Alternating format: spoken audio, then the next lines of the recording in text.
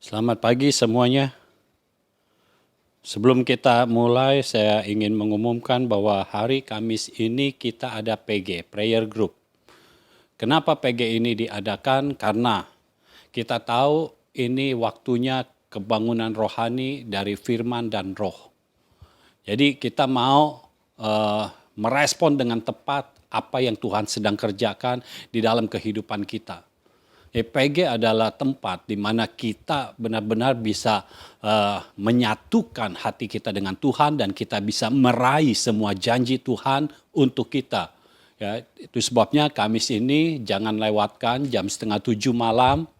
Ya, bisa daftar di hotline chat kami sehingga bisa diberikan link Zoom-nya karena prayer group ini melalui Zoom. Ya, oke. Itu saja yang saya umumkan di awal ini. Mungkin nanti setelah selesai akan saya umumkan lagi. Ya. Baik, kita buka dari Yesaya 59 ayat 21. Yesaya 59 ayat 21. Adapun aku, inilah perjanjianku dengan mereka, firman Tuhan. Rohku yang menghinggapi engkau dan firmanku yang kutaruh dalam mulutmu. Tidak akan meninggalkan mulutmu dan mulut keturunanmu dan mulut keturunan mereka dari sekarang sampai selama-lamanya. Firman Tuhan. Siapa yang dimaksud dengan mereka? Mereka itu adalah orang-orang pilihan Tuhan yang pernah berbuat dosa tetapi mereka sudah bertobat. Jadi mereka hidup di dalam pertobatan bukan karena mereka melakukan sesuatu yang benar, tetapi karena mereka sudah menerima Tuhan Yesus Kristus sebagai Tuhan dan Juru Selamat mereka. Perjanjian ini Tuhan buat untuk mereka. Jadi adapun aku, inilah yang Tuhan katakan.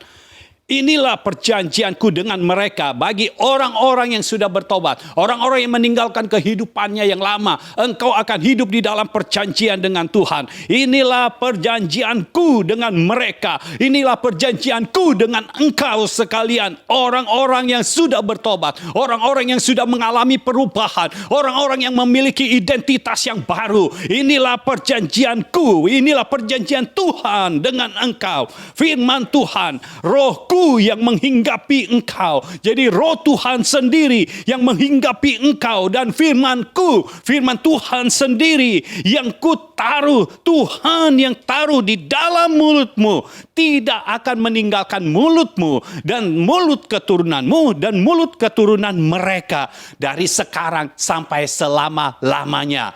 Itulah firman Tuhan. Jadi saya percaya 3 bulan terakhir ini kita akan bisa merasakan kebangunan rohani di dalam firman dan rohnya. Dan saya percaya ketika itu terjadi, maka hal-hal yang ilahi, hal-hal yang supranatural mulai terjadi di dalam hidup kita. Hal-hal yang baru, mujizat-mujizat yang baru yang kita belum pernah rasakan mulai terjadi di dalam hidup kita. Dan kalau saudara bisa memahami ayat ini, maka saudara pasti bisa meraih semua apa yang ada di dalam perjanjian itu.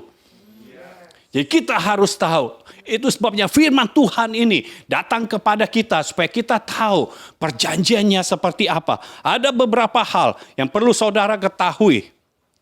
Kebangunan rohani dari firman dan roh adalah inisiatif dari Bapa di sorga. Ya, adalah inisiatif dari Bapa di sorga. Ini kebangunan rohani dalam firman dan roh.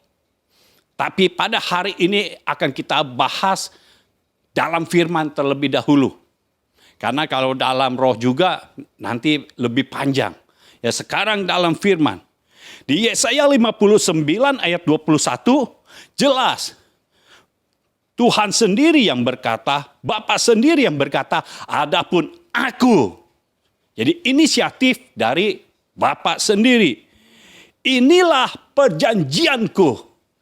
Jadi inisiatif dari Bapa di sorga. Saudara dengar, kalau bukan Bapa di sorga yang memiliki inisiatif untuk melakukan kebangunan rohani di dalam roh dan firman, maka kita tidak pernah akan merasakan kebangunan rohani di dalam firman dan roh itu. Karena inisiatifnya dari Bapa di sorga sendiri.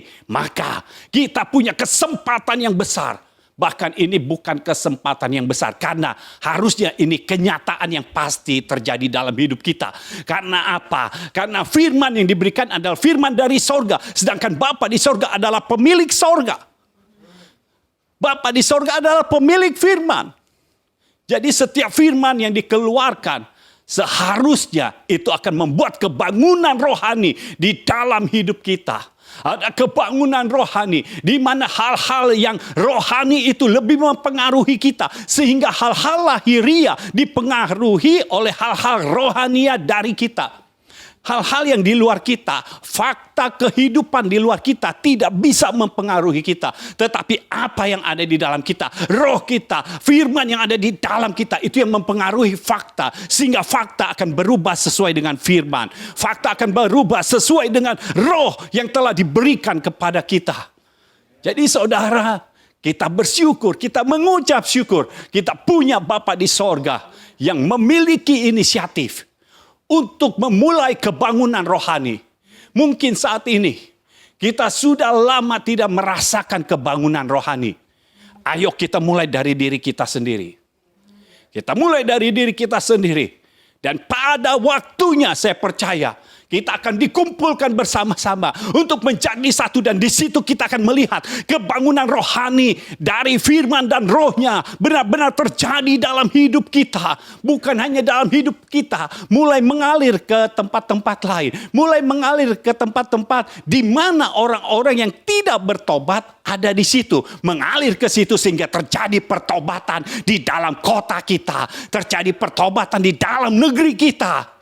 Bangsa kita dipulihkan, kota kita diubahkan. Haleluya. Kebangunan rohani dari firman dan roh pasti akan memiliki hasil yang luar biasa.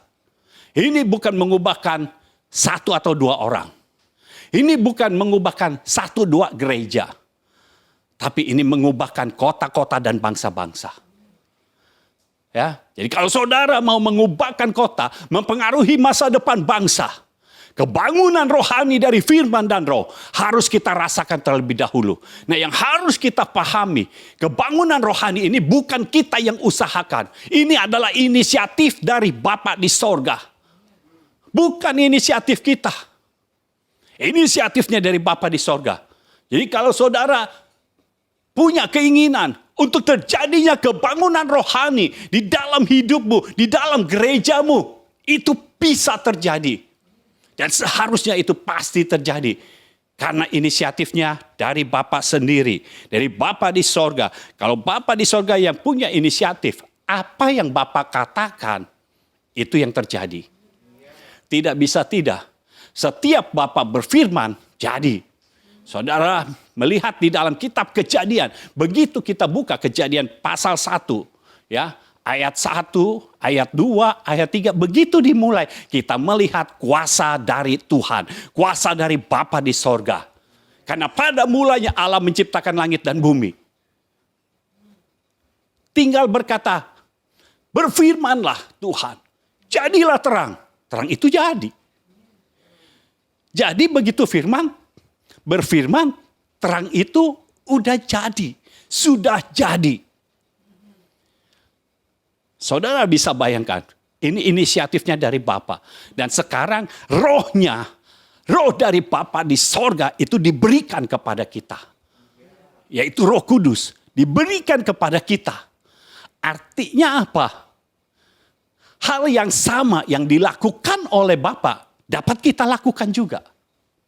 Karena roh itu yang mempengaruhi kehidupan. Saudara harus tahu, kita sekalian manusia memiliki roh. Kalau roh kita dicabut, mati kita. Roh itu yang memberikan kehidupan. Jadi kalau Roh Kudus yang ada di dalam kita, yang berasal dari Allah Bapa, ada di dalam kita. Dan kita benar-benar memahaminya. Karena seringkali kita tidak memahami. Masalah kita cuma itu. Kita tidak memahami bahwa Roh Kudus itu sudah ada di dalam kita. Dan ketika kita berfirman, kita nggak yakin bahwa itu bisa terjadi. Sebenarnya ketika Roh Kudus dicurahkan atas hidup kita, karena itu dari Bapa sendiri. Ketika kita deklarasi, harusnya sesuatu terjadi. Tidak bisa tidak. Alam ini tidak bisa menghalangi untuk firman Tuhan terjadi. Ya, jadi beberapa hal yang perlu saudara ketahui dan benar-benar dipahami, kebangunan rohani dari firman dan roh adalah inisiatif dari Bapa di sorga. Dan sekarang kita bahas tentang kebangunan rohani dari firman. Nah, yang kedua yang perlu kita pahami adalah hubungan kita dengan Tuhan adalah hubungan ikatan janji. Hubungan kita dengan Tuhan adalah hubungan ikatan janji. Makanya Tuhan berkata, inilah perjanjianku. Kalau saudara melihat kepada para tokoh-tokoh Alkitab, Tuhan selalu memberikan perjanjiannya. Nah, kita harus tahu, perjanjian itu punya kekuatan yang luar biasa. Sebagai manusia, kalau kita punya perjanjian dan ada di atas meterai, itu punya kekuatan hukum. Jadi saudara harus tahu betapa kuatnya suatu perjanjian. Dan kalau ada yang melanggar perjanjian itu, artinya dia bisa dipidana. Karena selalu ada di belakangnya itu kalau ada perselisihan. Perselisihan itu artinya salah satu pihak atau kedua belah pihak tidak mau melakukan apa yang ada di dalam perjanjian. Itu bisa dibawa ke pengadilan. Pertama musyawarah dulu. Kalau tidak bisa musyawarah, bisa dibawa ke pengadilan. Jadi kita tahu sekarang bahwa perjanjian itu punya kekuatan hukum. Dan perjanjian dengan Tuhan, perjanjian yang Tuhan buat, perjanjian yang Bapa buat, punya kekuatan hukum, bukan hukum dari dunia ini, tetapi hukum dari sorga. Hukum dari sorga adalah peraturan tertinggi dari semua peraturan yang ada di dunia ini. Adalah undang-undang tertinggi dari semua undang-undang yang ada di dunia ini. Bapa yang kita miliki adalah Bapa yang terikat di dalam hubungan ikatan janji. Jadi antara kita dengan Tuhan ada ikatan janji. Ya. Ikatan janji hanya ada di dalam pernikahan. Ya, ketika calon mempelai kedua-duanya mengikatkan janji dan diberkati. Makanya harus diberkati dulu, baru ikatan janji itu resmi, sah. Kalau tidak diberkati, ya kurang sah. Ketika diberkati, nah seringkali kita meremehkan pemberkatan nikah. Kita cuma mau, ya kenapa pemberkatan nikah? Karena kita perlu akte dari gereja. Supaya kita bisa buat di catatan sipil akte yang dari negara itu. Pemberkatan nikah itu bukan masalah akte. Itu undang-undang di dunia ini yang membuatnya. Tetapi undang-undang sorga. Kalau kita masuk di dalam pemberkatan nikah, justru di situ Tuhan mau mengatakan, kalau kita sudah terikat, sang pria, sang wanita, pria dan wanita, hanya itu, pria dan wanita yang akan diberkati. Pria dan wanita masuk di dalam pernikahan. Makanya dikatakan ini adalah pemberkatan nikah. Supaya apa? Di dalamnya ada berkat Tuhan. Ketika suami dan istri menjadi satu, di situ Tuhan hadir. Karena Tuhan selalu berpegang kepada firman-Nya. Kalau ada 2 atau 3 orang berkumpul dan bersepakat. Nah, suami istri 2 orang. Jadi 2 orang itu cukup untuk menghadirkan Tuhan di situ. Nah, yang harus kita tahu, kalau Tuhan hadir, artinya segala sesuatu bisa terjadi. Hal-hal yang ilahi bisa terjadi. Mujizat-mujizat yang baru bisa terjadi. Jadi Tuhan kita adalah Tuhan yang di dalam hubungannya dengan kita adalah hubungan ikatan janji. Jangan meremehkan hubunganmu dengan Tuhan. Jangan berkata, ya saya sama Tuhan ya. Yang penting saya udah terima Tuhan Yesus sebagai juru selamat. Enggak cukup. Karena hubungan ikatan janji, ingat seperti pria dan wanita ketika menikah, mereka bukan menikah pada waktu pemberkatan saja. Mereka bukan menjadi satu pada saat pemberkatan saja. Mereka bukan terikat janji pada saat pemberkatan saja. Pada saat mengucapkan janji nikah. Bukan. Itu baru perkataannya. Realisasinya justru setelah masuk di dalam bahtera rumah tangga. Di dalam rumah tangga itu baru pelaksanaannya. Ikatan janji itu yang harus kita lakukan. Sampai apa? Sampai kita menyelesaikan tugas dari Bapa di sorga. Bagi orang-orang benar, bukan sampai maut memisahkan kita, tetapi sampai kita menyelesaikan tugas kerajaan yang diberikan oleh Bapa di sorga. Jadi ikatan janji itu bukannya sehari 2 hari, bukannya sejam 2 jam. Ikatan janji itu selama-lamanya. Firman Tuhan katakan selama-lamanya. Jadi ikatan janji kita dengan Tuhan adalah selama-lamanya. Nah, jangan mengingkari perjanjian dengan Tuhan. Karena kita hidup dalam perjanjian. Kita hidup dalam ikatan janji. Dan ketika kita tidak melaksanakan apa yang ada di dalam perjanjian, makanya banyak yang, kok kita belum terima ya? Firman yang telah kita terima itu kok nggak ada realisasinya. Janji Tuhan yang kita terima kok nggak ada realisasinya. Nah, kita nanti lihat apakah benar-benar kita masih terikat dengan Tuhan. Apakah kita masih ada di dalam hubungan ikatan janji dengan Tuhan. Poin yang ketiga. Jadi beberapa hal ini adalah dasar supaya saudara memahami. Saudara harus menyadari dan memahami sehingga ini menjadi keyakinan yang teguh di dalam kehidupan saudara. Yang ketiga, kita dapat terhubung dengan Bapa karena kita memiliki Roh Kristus. Kita dapat terhubung dengan Bapa karena kita memiliki Roh Kristus.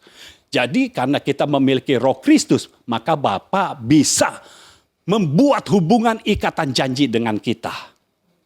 Roma 8 ayat 1 dan 2.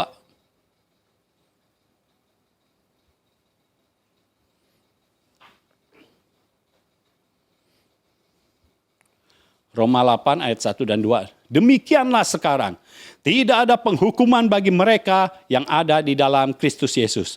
Roh yang memberi hidup telah memerdekakan kamu dalam Kristus dari hukum dosa dan hukum maut.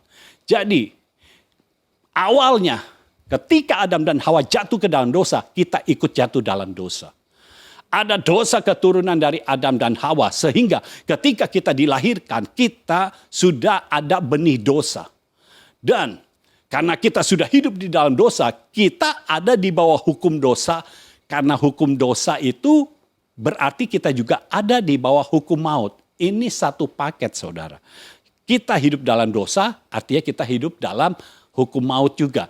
Nah, ketika Yesus memenangkan pertempuran, bukan pertempuran sih sebenarnya, karena Yesus cuma datang mengalahkan. Jadi enggak berantem, enggak bergulat gitu, enggak bergumul. Ketika Yesus mati, dikubur, rohnya masuk ke dalam alam maut. Dia kalahkan iblis sesuai dengan Kejadian 3 ayat 15. Dia kalahkan, dia remukkan kepalanya iblis. Karena iblis sudah diremukkan, ini yang harus kita benar-benar sadari. Iblis kepalanya sudah diremukkan. Otak itu adanya di kepala, saudara. Jadi artinya iblis makin lemah, makin lemah, makin lemah. Dia kan selama ini pakai tipu muslihat. Nah, saudara harus mengerti tipuannya nggak bisa berubah. Itu lagi. Karena dia sudah tidak bisa mikir lagi. Tidak bisa memikir sesuatu yang baru. Jadi tipuannya itu lagi. Harusnya kita sudah bisa membacanya. Ya. Jadi kepalanya diremukkan oleh Yesus. Lalu dosa dikalahkan. Karena semua pemerintahan, semua kuasa, semua kerajaan dikalahkan, ditaklukkan oleh Yesus. Dan yang terakhir, musuh yang terakhir, yang dikalahkan. Jadi ini bukan bertempur. Ya, Jadi tidak ada pertempuran. Yang ada adalah dikalahkan. Maut dikalahkan. Maut dibinasakan. Ya. Sehingga maut tidak ada lagi kuasanya. Dan sekarang kunci maut dan kerajaan maut ada di dalam tangan Yesus Kristus.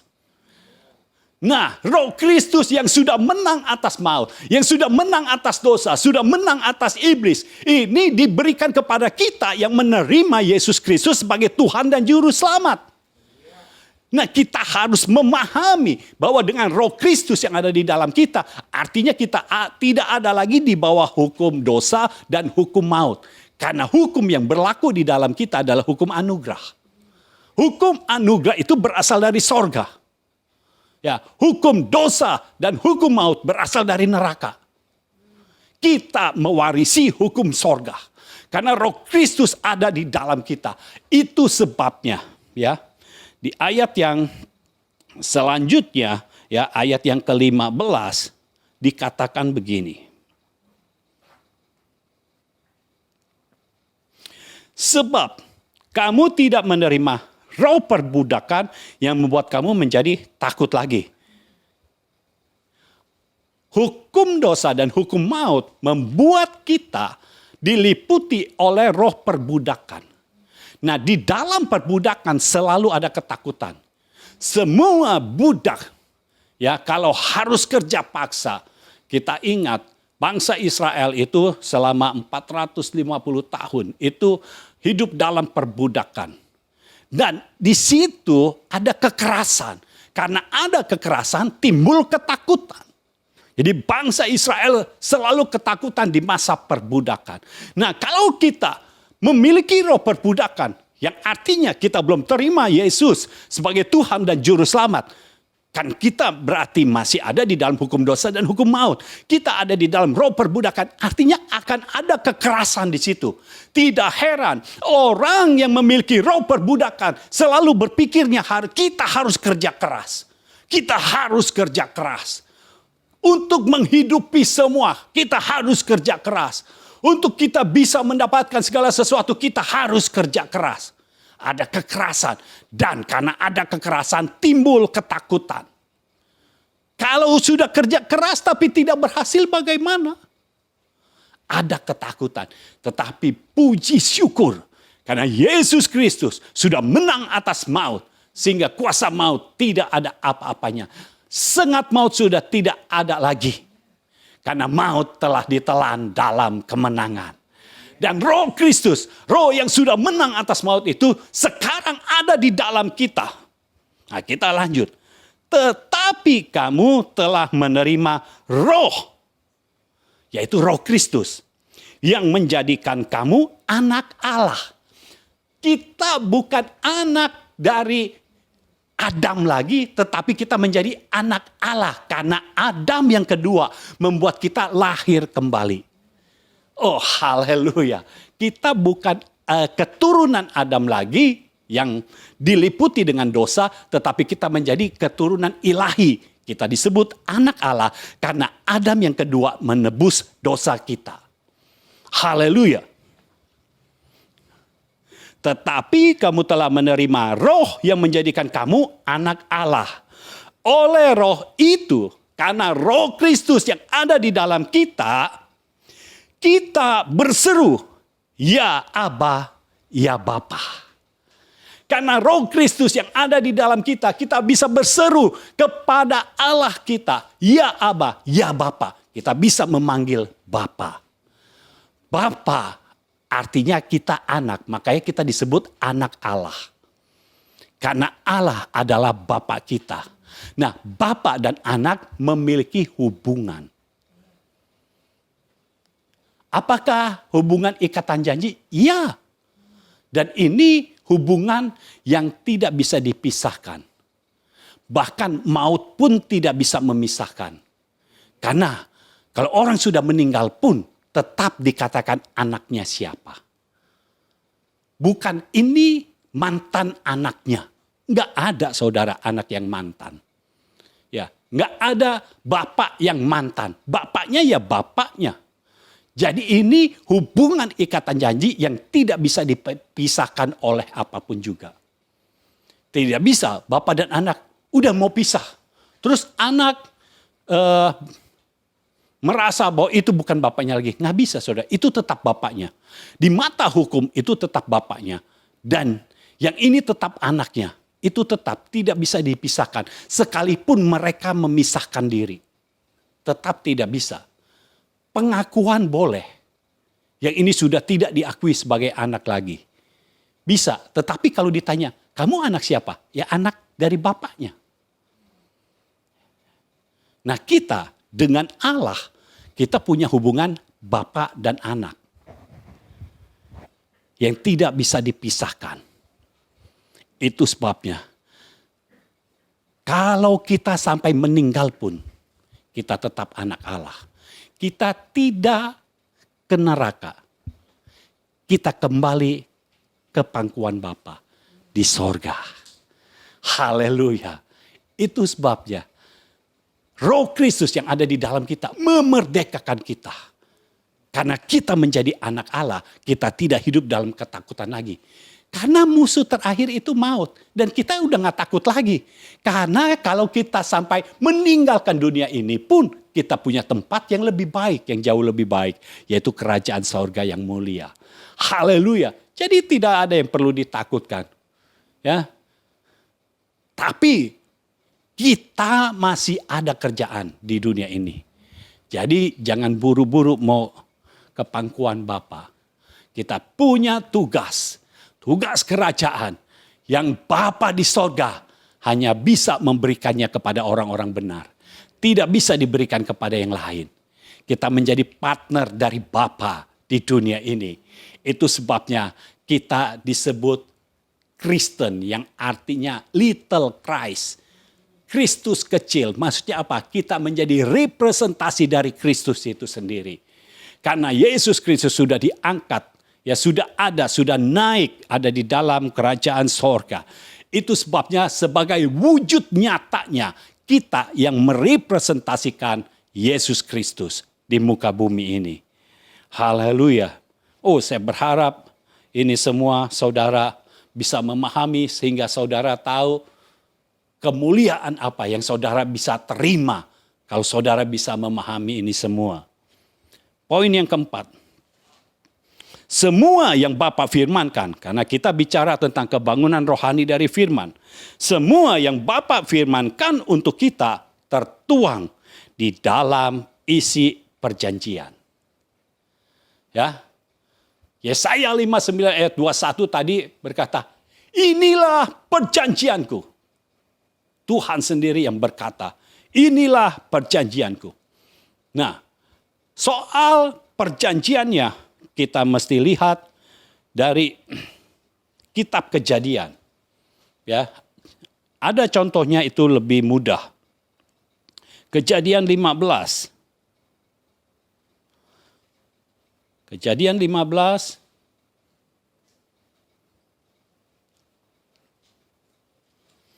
ayat yang ke-18.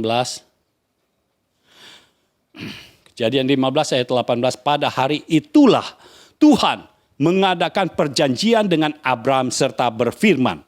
Jadi ketika Tuhan buat perjanjian, Tuhan berfirman. Nah, firman inilah isi perjanjiannya.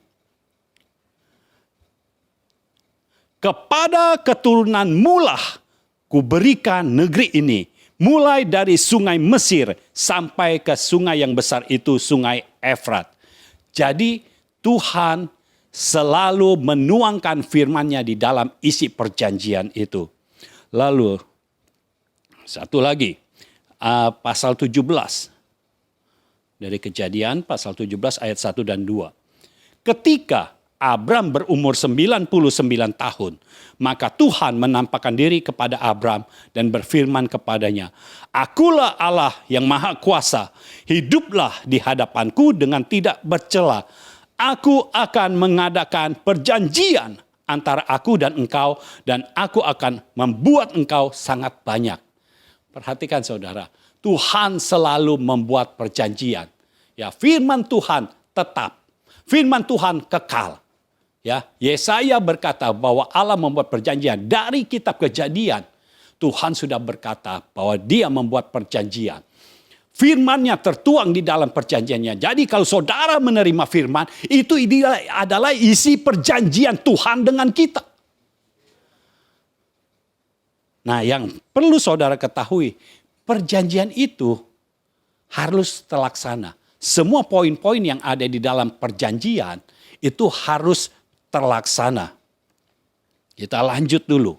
Poin yang kelima. Isi perjanjian dibuat oleh Bapa. Jadi, isi perjanjian itu kita tidak ada andil sama sekali di dalam mengisi perjanjian itu. Isi perjanjian itu dibuat oleh Bapa dan dijalankan oleh dua belah pihak, yaitu Tuhan dan kita. Yang buat Bapa sendiri, tetapi yang menjalankan kedua belah pihak.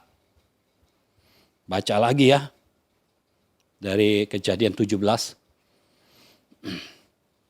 Ayat 1 sampai ayat 8, ini dari pihak Tuhan. Ayat 9 sampai 16, itu dari pihak Abraham. Jadi, udah cukup adil lah, 8 ayat. Ya, tadi kita sudah sampai ayat yang kedua, sekarang yang ketiga. Lalu sujudlah Abram dan Allah berfirman kepadanya, dari pihakku. Jadi dari pihak Tuhan, ini yang Tuhan akan lakukan. Inilah perjanjianku dengan engkau. Jadi Tuhan yang membuat perjanjiannya. Engkau akan menjadi bapa sejumlah besar bangsa. Jadi yang membuat Abraham menjadi bapa sejumlah besar bangsa bukan bagian Abraham, tetapi bagiannya Tuhan. Saya harap saudara mengerti, bagian apa yang telah dijanjikan oleh Tuhan untuk merealisasikannya itu adalah bagian Tuhan. Lalu dikatakan, karena itu namamu bukan lagi Abram. Ini dari pihak Tuhan. Tuhan mengubah identitas Abram. Melainkan Abraham, karena engkau telah kutetapkan menjadi bapa sejumlah besar bangsa. Lalu, aku akan membuat engkau beranak cucu sangat banyak. Engkau akan kubuat menjadi bangsa-bangsa, dan daripadamu akan berasal raja-raja. Aku akan mengadakan perjanjian antara aku dan engkau, serta keturunanmu turun-temurun menjadi perjanjian yang kekal, supaya aku menjadi Allahmu dan Allah keturunanmu.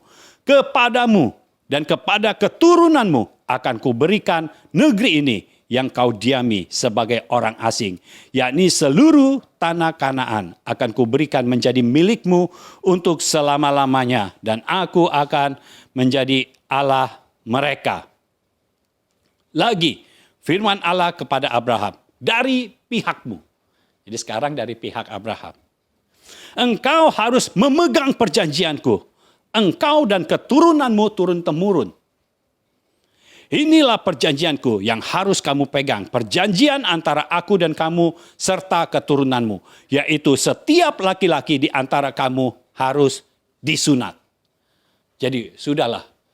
Yang selebihnya baca. Pokoknya itu kira-kira tentang sunat.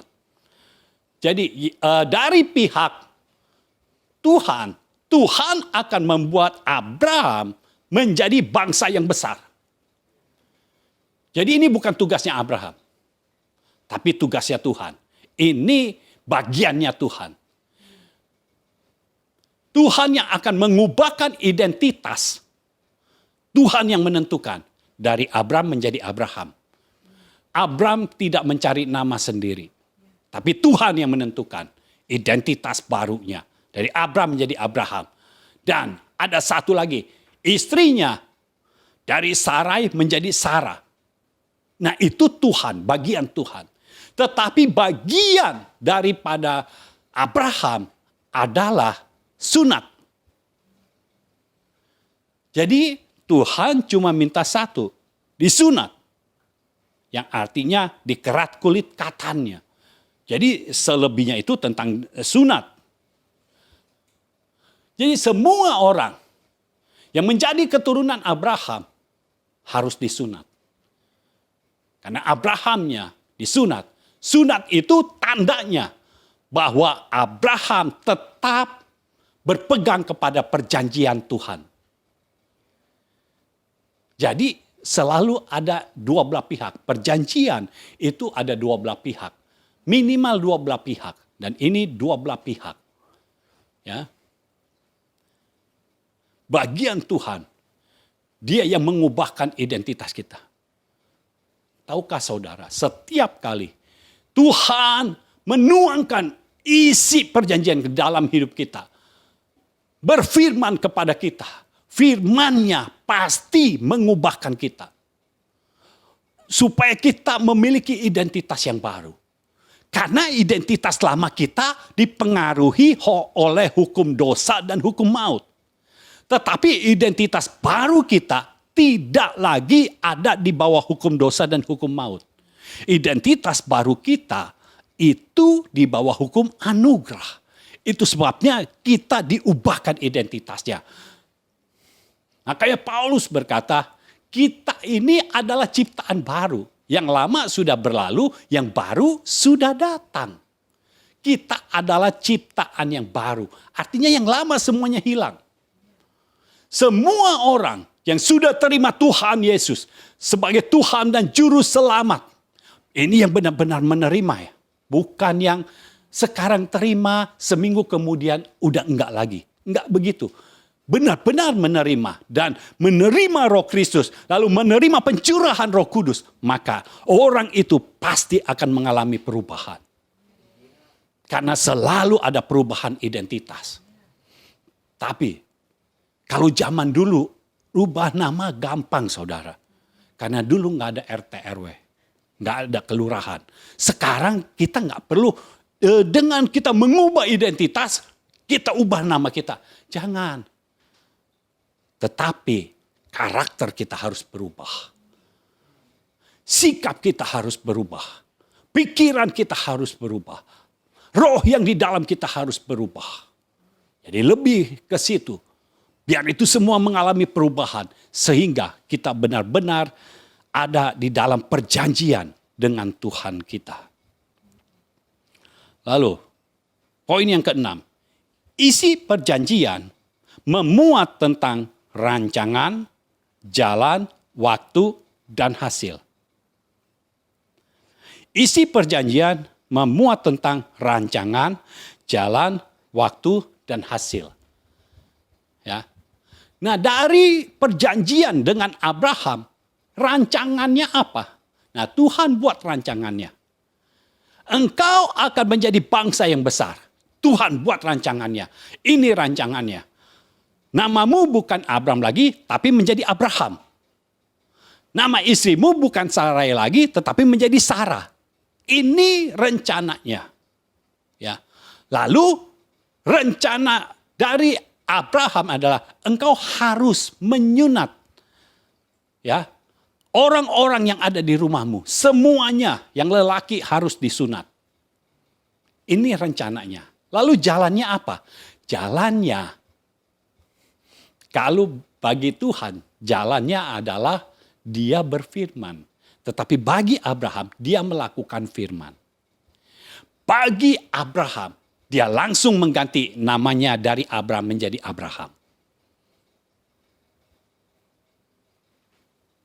Kita tidak bisa minta kepada Tuhan, Tuhan dari Abram jangan Abraham dong, ganti dong. Dari Abram jadi Alex kek. Ya, dari Abram jadi apa kek? Nggak bisa saudara.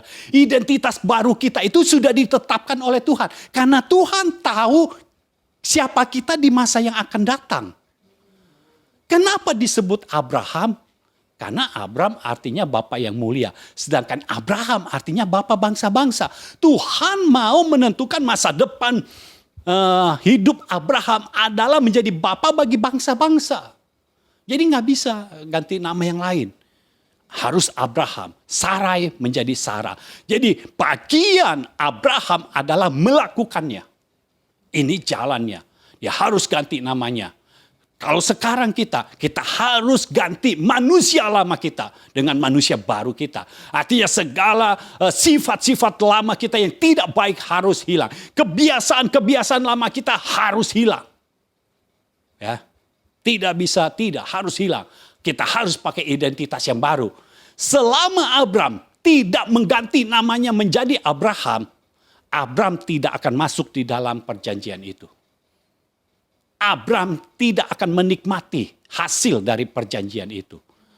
Tapi karena dia taat, dia mengubah namanya menjadi Abraham, maka dia bisa menikmati hasilnya. Dan di dalam perjanjian ada waktu. Tuhan katakan tahun depan. Jadi ada waktunya, saudara. Dan sekarang saya bisa merasakan waktu Tuhan ada di dalam kita. Selama 3 bulan ini, Tuhan akan membuat kebangunan rohani dari firman dan rohnya.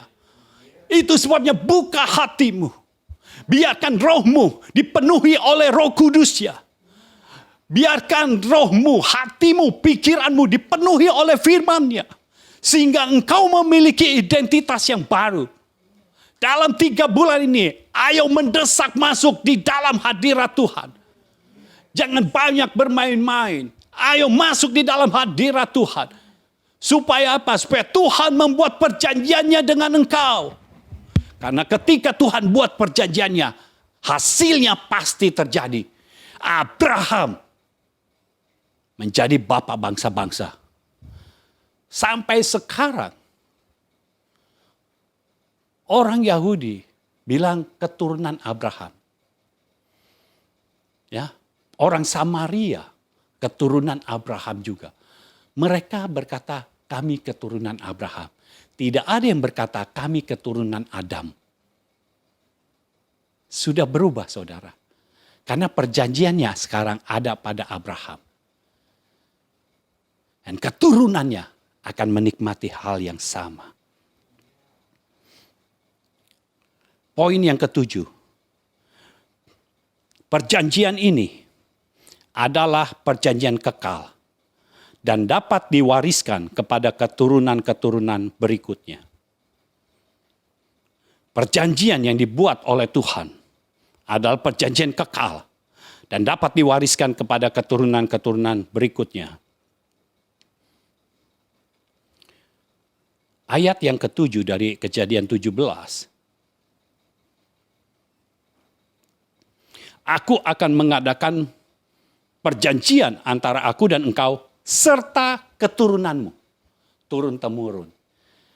Rupanya ada pihak ketiga, saudara. Tetapi ini seperti silent partner. Pihak ketiga yang tidak melakukan apa-apa, ikut di dalam perjanjian ini.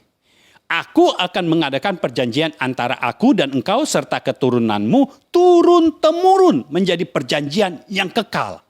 Supaya aku menjadi Allahmu dan Allah keturunanmu.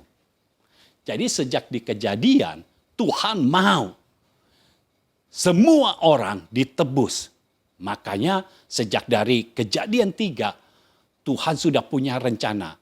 Yesus Kristus akan menebus dosa manusia. Supaya Abraham sudah mengenal Allah. Kita keturunannya mengenal Allah juga. Ya, Kejadian 17 ayat 7 ini sama dengan Yesaya. Ya, Yesaya pasal 59 ayat 21. Adapun aku, inilah perjanjianku dengan mereka, firman Tuhan, rohku yang menghinggapi engkau dan firmanku yang kutaruh dalam mulutmu tidak akan meninggalkan mulutmu, ya, mulut Abraham, dan mulut keturunanmu. Keturunan Abraham adalah Ishak, dan mulut keturunan mereka. Karena dari Ishak ada Yakub, dari Yakub ada 12 orang suku. Nah, ini disebut mereka. Lalu perjanjiannya dari sekarang sampai selama-lamanya. Haleluya, kita bersyukur, kita punya firman Tuhan yang tidak pernah berubah. Janjinya tidak pernah berubah. Firman-Nya tidak pernah berubah. Dari Kejadian, dari Yesaya tetap. Perjanjian ini adalah perjanjian kekal. Haleluya. Perjanjian antara Tuhan dengan Abraham adalah perjanjian kekal. Dan ini dapat diwariskan. Roma 2 ayat 28 sampai 29.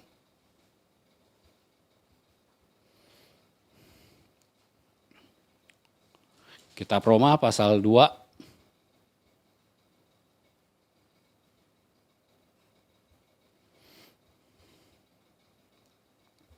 ayat 28 dan 29. Sebab yang disebut Yahudi bukanlah orang yang lahiria Yahudi. Dan yang disebut sunat bukanlah sunat yang dilangsungkan secara lahiria. Tetapi orang Yahudi sejati ialah dia yang tidak nampak keyahudiannya, dan sunat ialah sunat di dalam hati, secara rohani bukan secara hurufiah. Maka pujian baginya datang bukan dari manusia, melainkan dari Allah. Jadi sunat yang dimaksud sekarang bukan sunat secara lahiriah. Ya, saudara jangan perdebatkan. Bagaimana kalau saya yang belum disunat?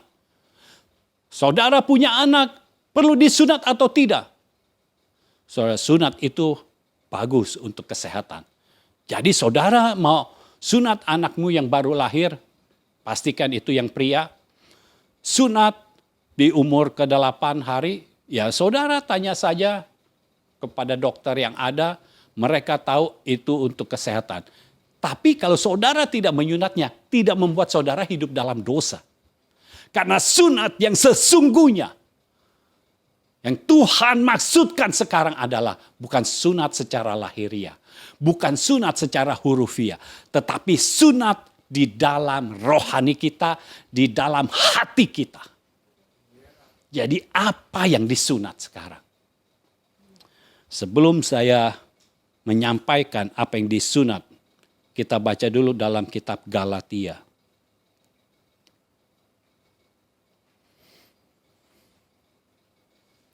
Galatia pasal 3 ayat yang ke-7. Jadi kamu lihat bahwa mereka yang hidup dari iman, mereka itulah anak-anak Abraham.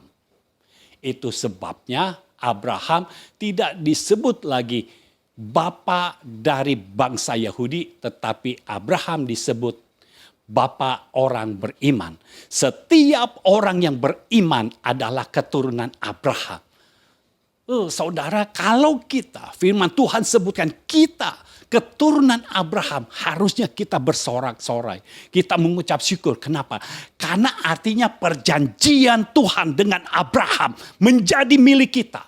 Diwariskan kepada kita juga. Itu sebabnya dari pihak kita harus ada yang dilakukan. Apa yang dilakukan? Sunat.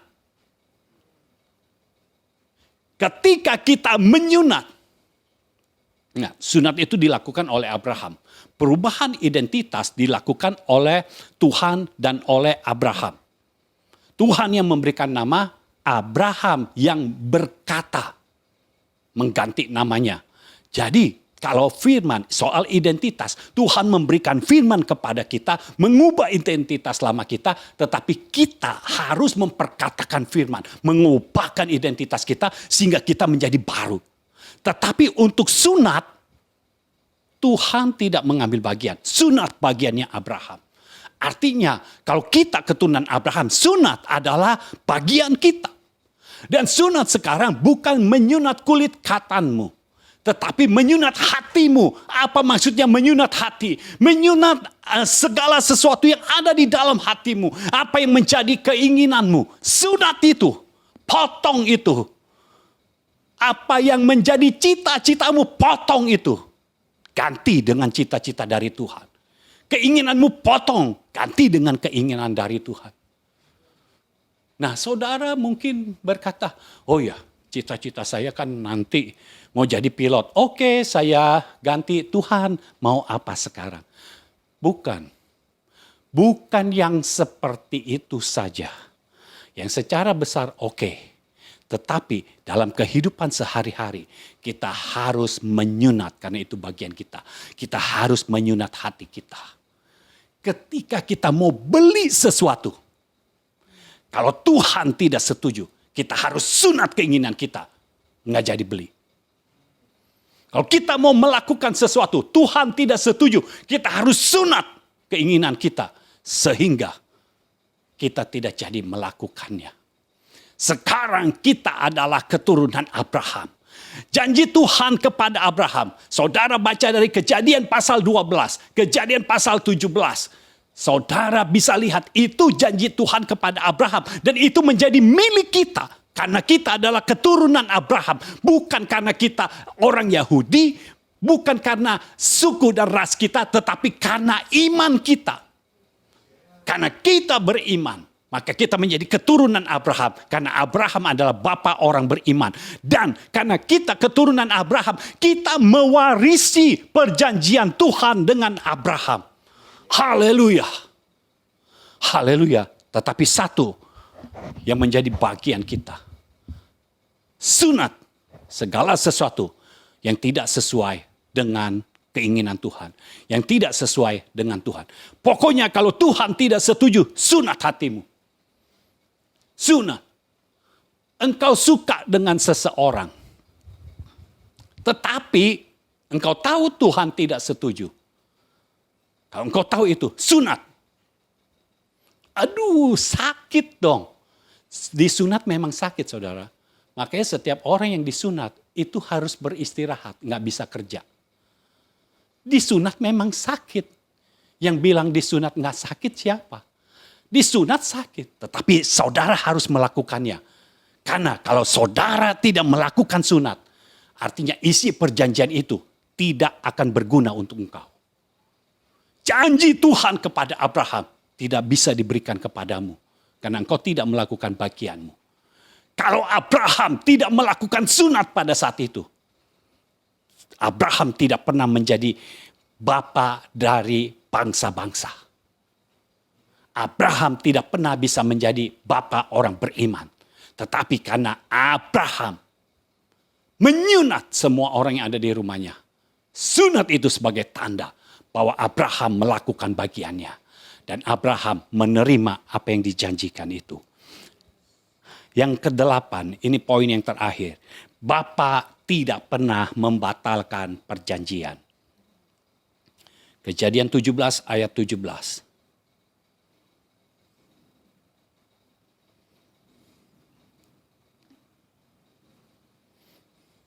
Kejadian 17 ayat 17. Lalu tertunduklah Abraham dan tertawa. Serta berkata dalam hatinya, mungkinkah bagi seorang yang berumur 100 tahun dilahirkan seorang anak? Dan mungkinkah Sarah yang telah berumur 90 tahun itu melahirkan seorang anak? Jadi di situ ada ketidakpercayaan Abraham. Jadi kepercayaan Abraham naik turun juga, saudara. Mungkinkah? Ini pertanyaan yang manusiawi. Dengar. Memang kita manusiawi, tetapi kita dibungkus oleh yang ilahi. Jadi pertanyaan Abraham ini manusiawi. Seharusnya yang kita respon adalah secara ilahi. Secara manusiawi memang mustahil Abraham bisa memiliki anak. Umur 100 tahun baru punya anak. Ya. Lalu Sarahnya 90 tahun. Kemudian di antara mereka berdua ini ada masalah. Firman Tuhan katakan, Abraham sudah mati pucuk. Sarah sudah mati haid. Jadi sudah tidak bisa melahirkan. Tetapi itu kan secara manusiawi. Perjanjian kita bukan dengan manusia. Perjanjian kita dengan Tuhan yang ilahi. Sehingga walaupun di situ ada ketidakpercayaan Abraham.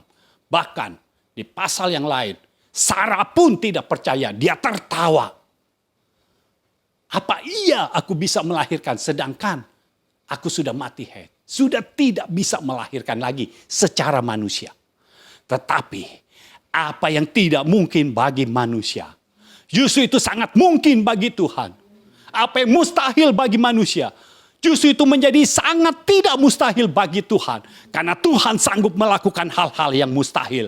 Kalau di dalam hidupmu, engkau merasa ada yang mustahil. Engkau ada penyakit yang mustahil untuk disembuhkan. Kita punya Tuhan yang bisa menyembuhkan. Ingat, kita ada di dalam perjanjiannya. Kalau engkau menyunat hatimu, engkau benar-benar menyunat secara roh, bukan secara daging. Karena secara daging, terserah saudara mau disunat atau tidak. Tetapi secara roh engkau harus disunat. Ketika engkau disunat, maka isi perjanjian itu menjadi milikmu. Kejadian 21 ayat 1 dan 2. Saya akan akhiri ini.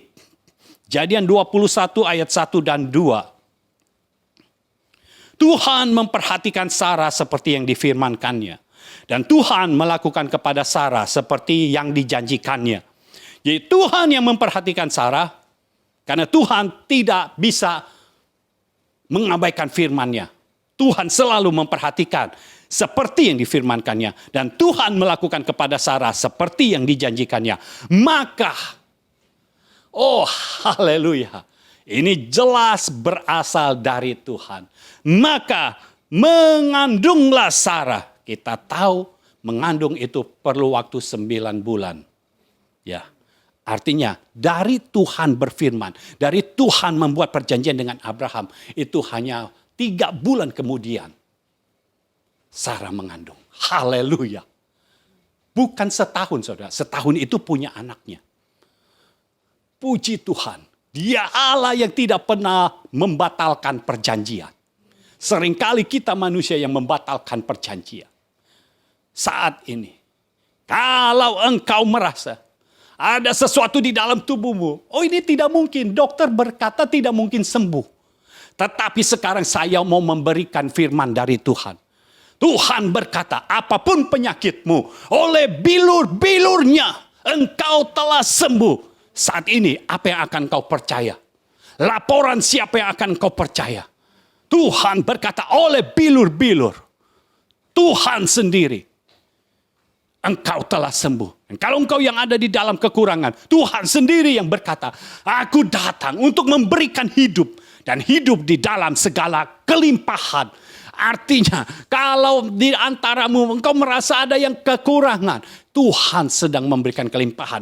Catatan mana yang akan engkau pegang? Secara fakta mungkin engkau melihat sana sini kurang. Karena sana sini perlu biaya yang mahal. Tetapi Tuhan berkata, aku memberikan kelimpahan. Kelimpahan tidak pernah takut dengan kekurangan. Karena kelimpahan bisa menutupi semua kekurangan. Kelimpahan tidak pernah takut dengan pengeluaran. Karena kelimpahan bisa menutupi semua pengeluaran. Kelimpahan yang berasal dari Tuhan akan terus melimpah di dalam hidupmu. Sehingga bukan kau saja yang menikmati kelimpahan dari Tuhan. Tetapi orang-orang di sekitarmu akan menikmati juga kelimpahan yang berasal dari Tuhan. Ingat, Tuhan tidak pernah membatalkan perjanjian. Itu sebabnya kita jangan membatalkan perjanjian. Lakukan bagian kita, maka Tuhan akan melakukan bagiannya.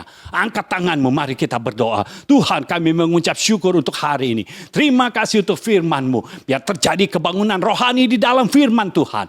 Sehingga kehidupan kami diubahkan. Kami memiliki identitas yang baru. Dan kami memiliki kekuatan. Kekuatan secara ilahi. Untuk kami menyunat hati kami. Menyunat semua keinginan kami. Menyunat semua sifat-sifat kami yang tidak berkenan kepada Engkau. Menyunat semua pikiran-pikiran kami yang tidak sesuai dengan pikiran-Mu. Tuhan ajar kami untuk kami bisa melakukan bagian kami. Terima kasih Bapa. Terima kasih untuk perjanjian yang Kau berikan kepada kami. Kami mengucap syukur kepadamu di dalam nama Tuhan Yesus Kristus. Amin. Amin, amin. Haleluya. Saya ingin berikan pengumuman. Sekali lagi saya ingin menghimbau kepada saudara semua untuk mengikuti PG, Prayer Group, hari Kamis, tanggal 7 Oktober. Ya. Jam 6:30. Daftar ke hotline chat. Nanti akan diberikan secara pribadi, ya, di Japri, WA saja. Diberikan link Zoom-nya. Ya. Kita sudah melakukan ini sejak kapan? Bulan Agustus kalau tidak salah kita sudah lakukan dan banyak kesaksian-kesaksian yang luar biasa dari prayer group ini. Nah, hotline chat kami adalah 0821 1367 6675. 0821 1367 6675. Ya. JGF kita selalu diadakan jam 10 pagi setiap hari Sabtu. Ya, kalau saudara mau ikut live streamingnya, itu gabung dengan Instagram JGF Indonesia. Ya, ada live streamingnya jam 10 pagi. Ya, selebihnya kalau saudara mau melihat bisa buka channel YouTube Mulyono Zakaria. Ya, semua firman yang disampaikan ada di situ. Ya, demikian hari ini selesai. Tuhan memberkati saudara sekalian. Amin.